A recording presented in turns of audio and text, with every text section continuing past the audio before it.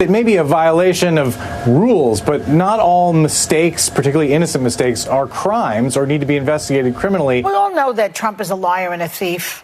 You know, it's not that big a jump to say that he obstructed and he lied. We don't think that Biden is a liar and a thief, so we give him the benefit of the doubt. Where the Biden team has diverged here is the cooperation and the absence of obstruction in which they have engaged compared to what Donald Trump did. It's completely apples to oranges here. Well, to no surprise, the media came to President Biden's defense over his classified document scandal, which we're in the middle of. Just a few short months ago, their heads were exploding over classified documents found in Mar-a-Lago. The left is claiming that Biden's case is different and somehow less serious than Trump's. So what are the actual differences, if any, and how will Biden's classified document scandal impact Trump's case, if at all?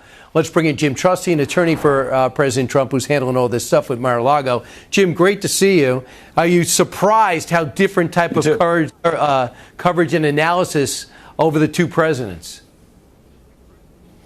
Not particularly. I mean, we see a very bipolar Department of Justice when it comes to these matters, and the media, or at least the mainstream media, is right in tow with that, suggesting that everything's just fine in Wilmington and in Delaware and everything's criminal down in Mar-a-Lago. So a couple of things. They say, well, look, we're cooperating. Trump didn't. Trump said, OK, come down and check out the documents. Here's some of them, not all of them. Hey, lock it up. You locked it up. And then they said 3 weeks later you had to raid because you ignored a subpoena. What's not true about that? Yeah, plenty. I mean, look, you have to keep in mind that the process of dealing with presidential records is always anticipated to be a lengthy process between the former president and the archivist at the National Records. And so we've seen situations where Richard Nixon's tapes, for instance, didn't completely get sent over for 13 years. Bill Clinton has recordings that he keeps in a sock drawer, and he says, sorry, guys, I get to keep them. They're in my sock drawers.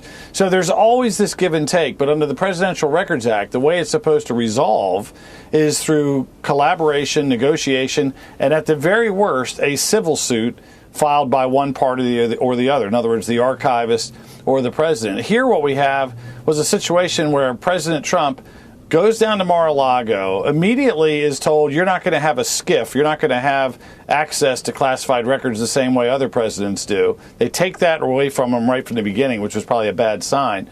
They begin negotiations and conversations, and he turns over 15 boxes worth of material. Thousands of pages of materials are given to the National Archivist in, I think, January. So in the months that follow, there's a grand jury subpoena, which is unheard of, a criminal investigative tool being used by the Department of Justice because they wanted to criminalize presidential records disputes, which has just simply never happened in history and will probably never happen again, frankly.